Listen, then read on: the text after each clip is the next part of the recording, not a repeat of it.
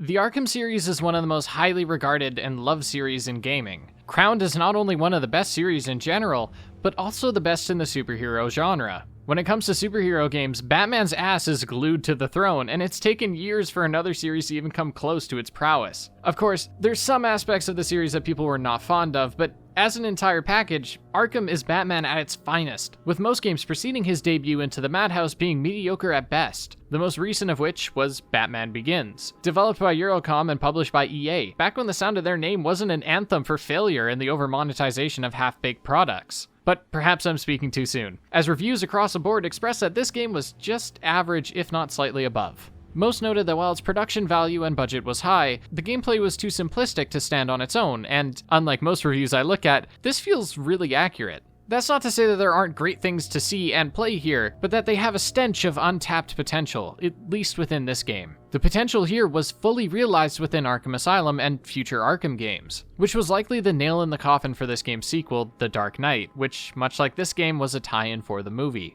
Trust me, I know what you're thinking here. A superhero game and a movie license game is a recipe for disaster, and while this game isn't going to change that prejudice, I think it's one of the better ones. Technically speaking, it still looks great, and while some animations feel noticeably gamey, which contrasts the faces that feel realistic, its gameplay, while definitely simplistic as well, struggles to feel repetitive or boring for just how short this game is, and for how many reasonable mix-ups are thrown in here. That's not to say the gameplay won't disappoint, because the boss fights which feel undeserving of that very title are no different from any other encounter, barring the large health bar. But, in stark contrast to its other portions of gameplay and to its very successors, the Batmobile is shockingly fun to cruise around and crash in here. The stealth elements here are basic, and the fear mechanic, while unique, is in such a primitive state that is, ironically, out of the spotlight in place of basic and unintuitive combat and controls. Puzzles across the board are near non-existent, and the gadgets left much to be desired. But Batman Begins was interesting to me, because of my love for Arkham, as its ideas and mechanics were so clearly innovated by the Arkham series, and it acts as an Arkham before Arkham,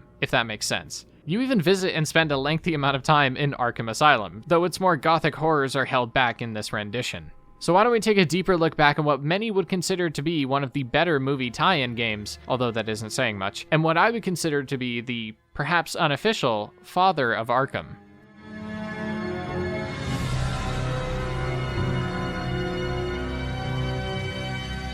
Like with many movie license games, there's bound to be similarities, and for example, the plot here is near one-to-one. But surprisingly, this game features the cast of the movie who reprise their roles, including Christian Bale, the man of everyone's dreams, and Cillian Murphy, who, thanks to this movie, is the man of my nightmares. They even have Michael Caine as Alfred, who has no idea what's going on half the time, and as he puts it, can barely figure out his email, let alone a video game. Their enthusiasm for the game, barring Christian Bale, as the guy looks like he couldn't care less, is really cool, and these behind-the-scenes videos offered great insight into the people and the process behind the game. I mention this otherwise meaningless detail as a means of prefacing the opinions I give here, as I don't think this is a perfect game, and in some areas it could be argued that it's flat out bad. But I'd be a liar if I said this game was passionless, and these interviews are a testament to that. There were likely time restrictions here, given that this game was released alongside the Batman Begins movie, and that could explain the game's lacking mechanical depth and length, and its connection to the movie is another reason that the plot is so surprisingly disconnected. The game aims to be a retelling of the movie with a lot of the same set pieces and overarching villains, and there are even some scenes from the movie that are played in between levels, so what's the problem? Well, the movie scenes are generally disconnected from the in-game story, and this disparity gets worse as the game continues. These scenes are not ripped straight from the film and usually feature narration from Bruce Wayne, but the things explained in these scenes are better explained by the levels that follow them. I also have no clue as to why games do this, as if you buy the game on release and complete it, which only takes a few hours, then the movie is spoiled for you, and tons of other games do this too.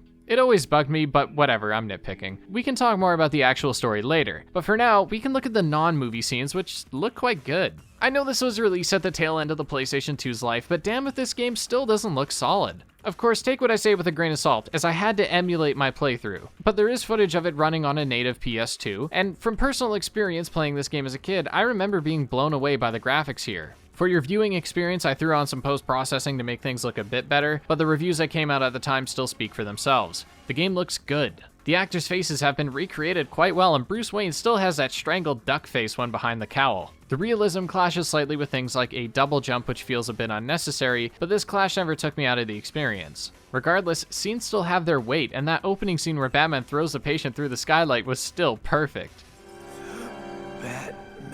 one's coming. The only major issue I have with the presentation is that the subtitles are butt ugly, and they take up half the screen because the devs thought it would be a good idea to put whole ass paragraphs on here. The music was also a bit forgettable, but by no means bad. And there is one banger of an exception, which is the Batmobile music. It scores the explosive high-speed escapes from the police beautifully, and I genuinely found myself bobbing my head. The producers did not have to go this hard, but it was one of the reasons that the Batmobile levels were highlights. Other highlights were when the music swelled during a stealth takedown, which just added to the feeling of being Batman. The voice acting was pretty solid across the board too, though I did notice that Crane's final line felt really phoned in. That's not... You're not human. Stay away.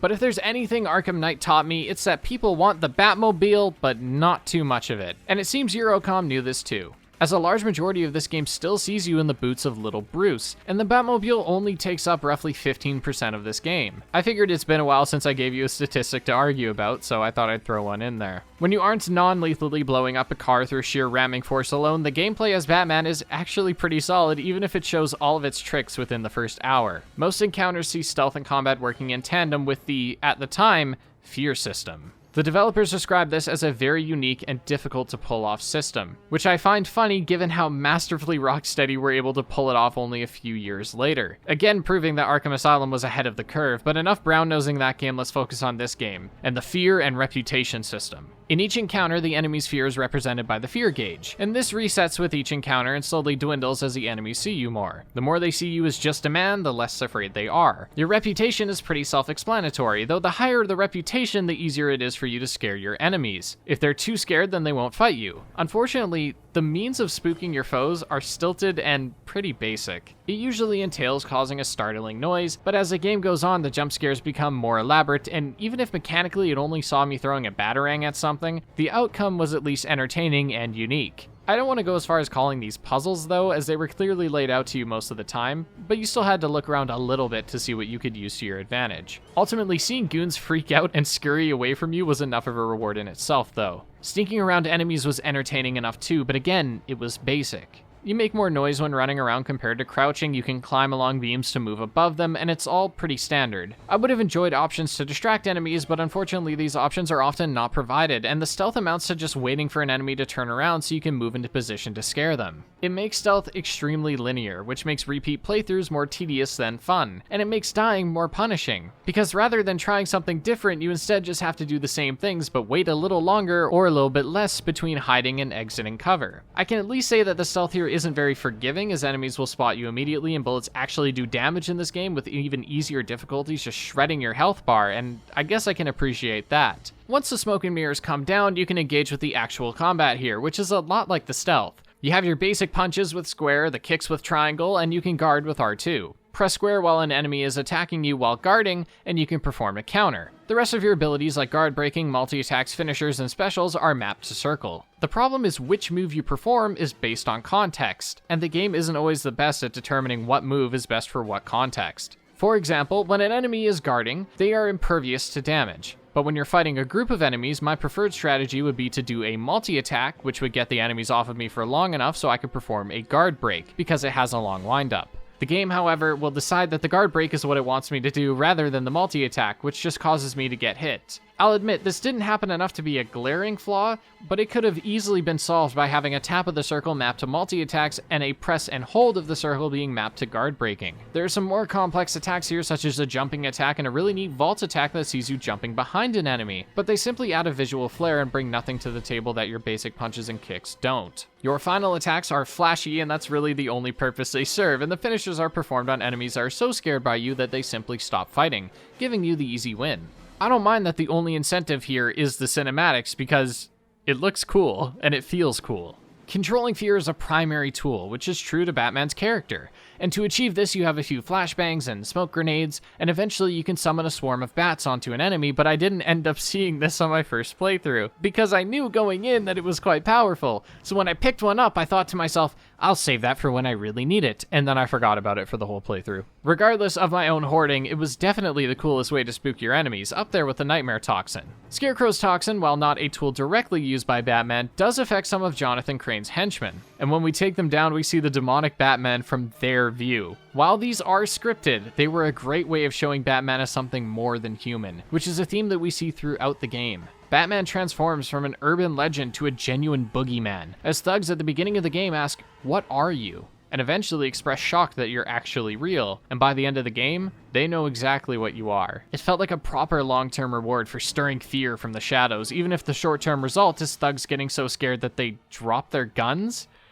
It's not the most realistic, but whatever. The pinnacle of stealth and fear is when Batman interrogates the mooks around Gotham. He uses the now iconic movie lines in these interrogations, and they give you good knowledge about your targets, such as cluing you in on one of Falcone's thugs' fear of tight spaces, allowing you to use that against him. The small cutscene before these are just perfect too, as Batman silently lowers behind someone and shoots up with them in one hand. I will admit, it was less badass and more humorous to see the Dark Knight treat a 200-pound man like an inflatable the way he just effortlessly slams them into pipes, but the sentiment is still the same. Guards will talk about you before you arrive, and when you do arrive, they often cower in fear. It's like we're playing a horror game, but we're the slasher moving in the shadows. Of course, when we aren't putting our boots to a criminal's head, we're putting it to the gas pedal in the tumbler. The Batmobile missions, of which there are only 2, feature high-speed chases across Gotham, and the speed is surprisingly good. I'd even go as far as saying that this feels better here in some cases than in Arkham Knight. I only say that because there are far more straight roads here, allowing us to reach top speeds while driving other cars off their 4 wheels, and it was so much fun. In Arkham Knight, reaching those max speeds happened less because there were plenty of sharp corners. Here, I feel it was so good, and it didn't overstay its welcome the way it did in the first quarter of Arkham Knight. And using the missiles in this game felt extremely reminiscent of Arkham Knight, hence the comparison. Further comparisons could be drawn when we look at the level design, which was pretty solid. Plenty of diverse locations with gimmicks tied to them made the game consistently interesting, and I felt levels often ended quickly enough, even if Arkham Asylum felt like it dragged in its middle portion a little bit. The game, in a rather clever way, starts at the midpoint to give you an introduction to the controls, the villain, and the graphics are sure to astound, and it does a great job of telling you how Batman moves, but this is justifiably short, with the meat of the tutorial taking place in the League of Shadows as Bruce Wayne, receiving training from Ducard and Ra's al Ghul. And that's the way they say it in the movie context, so shut the fuck up about it! Well, Aqua, it's actually Ra's al Ghul. Stop it! Stop it! The second level teaches you less about how Batman controls and more about how he thinks, introducing you to the different stealth scenarios, which thugs to target first, how to use fear, and what moral boundaries Bruce has. It was also extremely interesting to see Batman in a non-Batsuit context, which this game offers in 2 forms. The second time is at the second to last mission where Ducard, now under the new title of Ra's al Ghul, invades Wayne Manor and we have to defend our home in a nice 3-piece. These 2 non-Batsuit missions act as good bookends and are both some of my favorites for their interesting locales. And it's a shame that the mission that follows the League of Shadows is the Falcone Docks, which near immediately sends you into the sewers and serves as one of the worst areas in the game. Props to the game though for putting their best foot forward even if it stumbles a bit on the next step, because after the docks, it's smooth sailing. As mentioned before, Arkham Asylum is where a large portion of the game will take place, and while not holding a spark to the Arkham Asylum we'd see years later, it still works as an interesting environment, and a more realistic take on the otherwise gothic institution. The level sees you moving in and out of the main buildings to eventually head to the labs beneath, but my absolute favorite part of this mission is the ending sequence, where the SWAT have stormed the asylum and we have to sneak around cops, spotlights, and it shows us that even the cops are scared of us.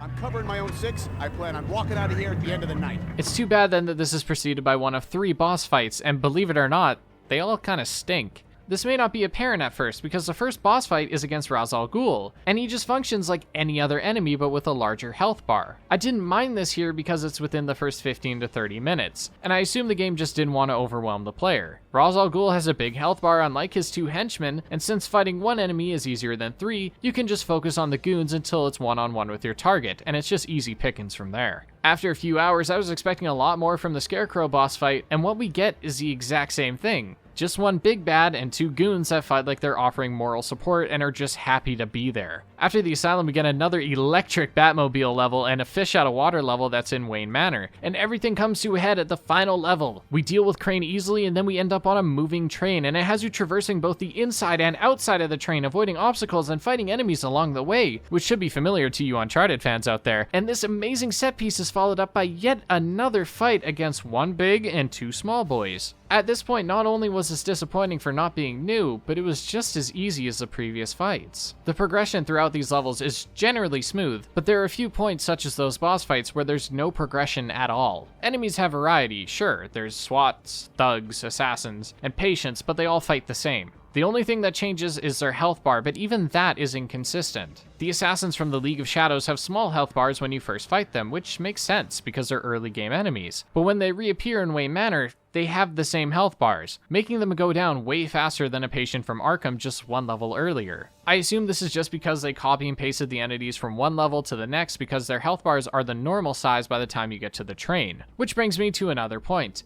Making an enemy's health bar larger in this case does not make them more difficult to fight. It just makes it take longer. Long doesn't equal difficult, and long doesn't equal good, and I'm aware that that is fucking rich coming from me. I would have enjoyed if there was some enemies that could only be attacked from using the vault attack, or some that must be countered to have their defense broken. But instead, we just have to bully these people for 45 instead of 15 seconds. Regardless, the environments themselves were pretty engaging to explore, and traversing these different locales will see you using your cape, which was more jank than it was fun, and some climbing, which offered some great platforming variety. And of course, it wouldn't be a Batman game without some gadgets. But man, the gadgets here just hold the game back more than anything else. The first is the Batarang, and this is one of the only ones I have no problem with. It's easy to use, versatile, and it wasn't overused in my opinion. The other is the camera that shows you the other side of doors. This gadget isn't used too much, but it allows you to see if there's something on the other side of a door, and if you just barge in without checking, there might be armed thugs waiting for you, and they'll just riddle you with bullets before you have a chance to react. Perhaps it's tedious, but there's just something so Batman about scoping out a room thoroughly before entering, much like the vent crawling. The other gadgets don't fare as well. With the first you're introduced to being the lockpick. It sees 3 rings rotating, and we just have to line it up.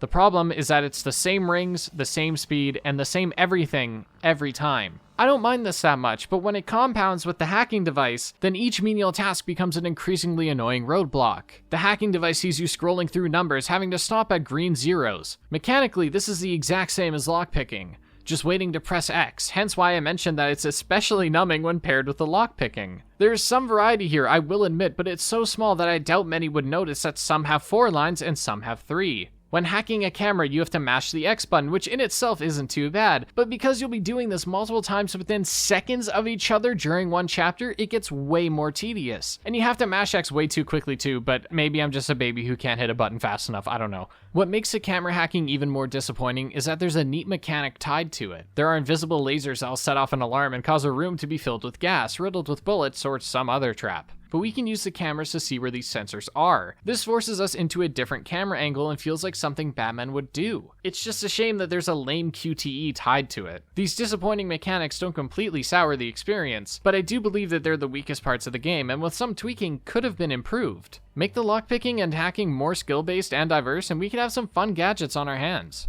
So as mentioned, the story here follows the same plot present in the Batman Begins movie, so even though I said I wouldn't do movie reviews on this channel, I may as well talk about the film a little bit, and the game a little bit, to discuss what each one does better and what the differences are, which, spoiler alert, there isn't many of them. The plot, for those who don't remember, sees a young Bruce Wayne having a fear of bats and some freshly dead parents. The usual stuff. In his older years, he attempts to kill the man who killed his parents, but a Falcone assassin beats him to it. And Bruce, thanks to a friend named Rachel, is told that killing him isn't the right thing. And he also learns from Falcone himself that fear is the best way to control people. Kind of a running theme we'll see again. Bruce then takes 7 years traveling the world honing his skills and is eventually recruited into the League of Shadows by Henry Ducard. Once there, he reaches new heights and finds out that the League, led by Ra's al Ghul, plans to destroy Gotham, believing that's beyond saving. Wayne disagrees, defeating Ra's and burning down the temple, but saving an unconscious Ducard. Returning to Gotham, Bruce takes up the mantle of Batman and hits the streets. As he moves to take down Falcone, he finds that Jonathan Crane has developed a maddening fear toxin, and in attempts to stop Crane, Batman ingests some of it. In his attempts to stop Crane, he finds that Crane has kidnapped Rachel, and he proceeds to save her, interrogate Crane, and finds out that he is mass-producing the toxin for Ra's al Ghul,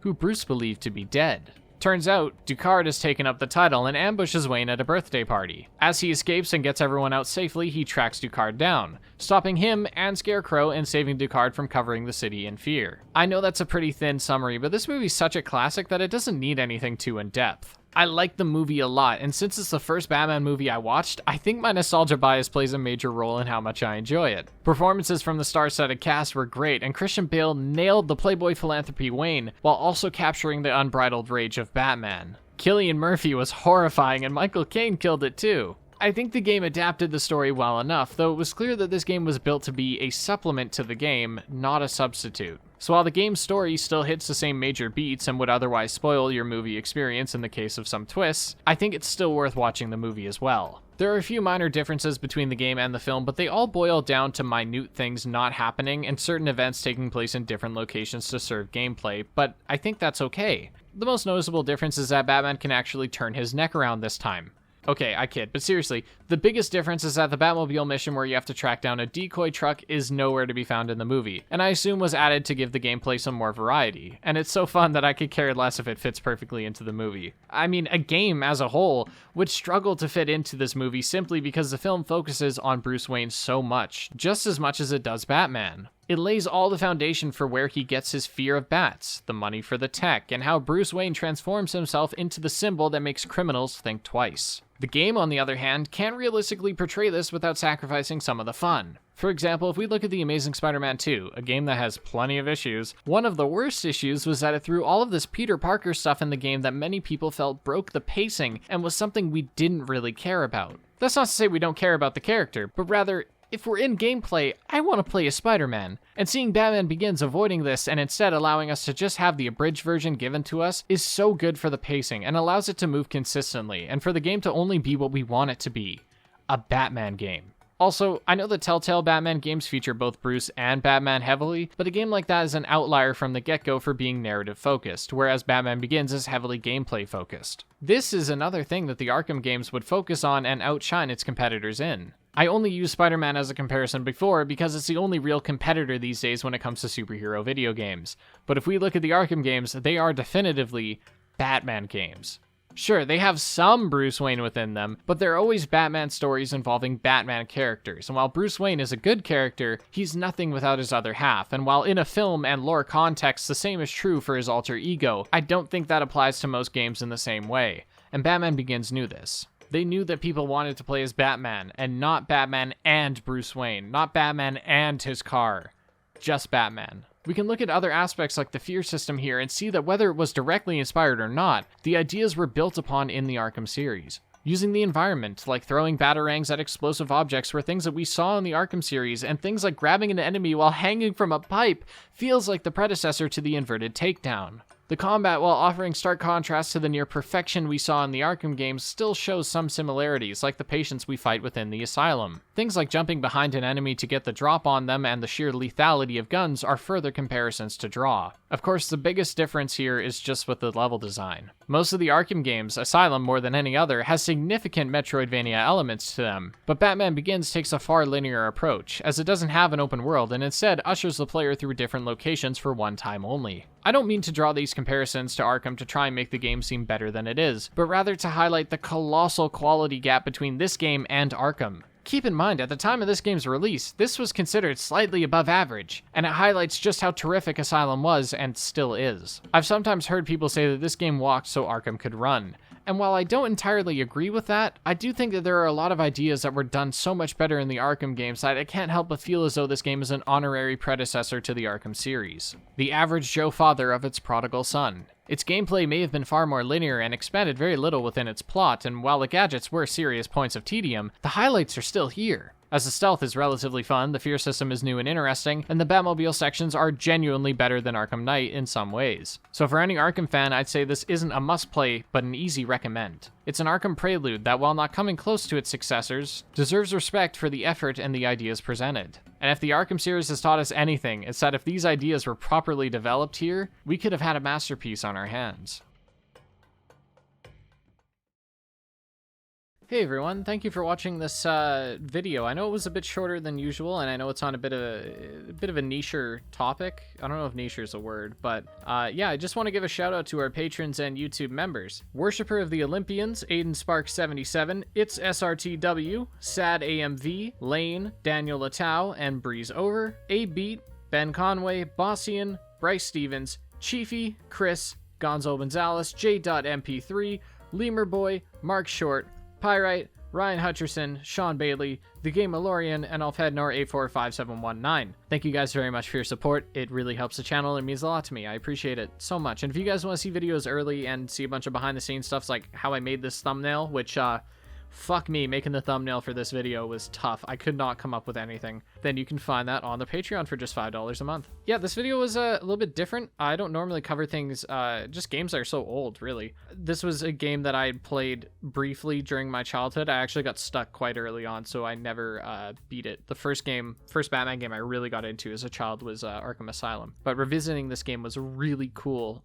especially with that Arkham Asylum lens, because I got to see, you know, just not necessarily how Arkham was inspired by it, but just to see how many ideas were done here and how many ideas were here and how well they were executed in Arkham compared to this. Because this feels very primitive and underdeveloped. Meanwhile, you know, I've called Arkham Asylum a masterpiece, and I still stand by that. I think Arkham Asylum is a great game. So yeah, if something like this does well, I think another like more retro game, well, it's not really retro, but another older game I'd like to talk about would be Hulk Ultimate Destruction. I really enjoyed that game as a kid. I played the shit out of it, and yeah, I'm gonna try and do something with that. I got nothing else for you. I've been working on a bunch of videos. I have another smaller video that's actually also niche. It's going to be on Uncharted Golden Abyss coming in a few weeks, and then I'll have a Assassin's Creed video coming. So yeah, be on the lookout for that. If you want to see updates on videos and any kind of funny stuff that I post, I can of